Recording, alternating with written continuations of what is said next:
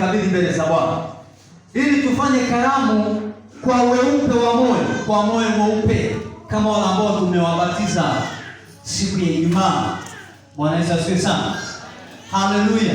Kwa hiyo unapoingia kwenye karamu hii, iwe ni furaha. Kazi ya Mungu hii ni mpya kila siku, alafu ni hai.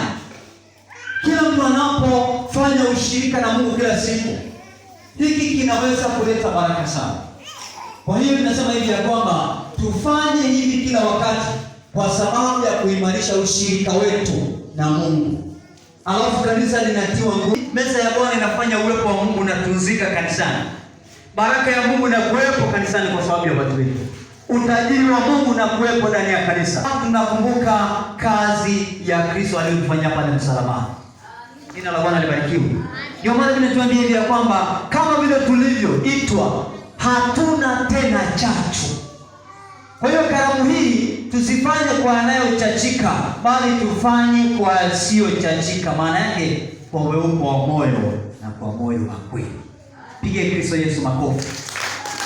Kwa hiyo neno la Pasaka ni hii kwamba enenda kwa weupe wa moyo na kwa moyo wa kweli.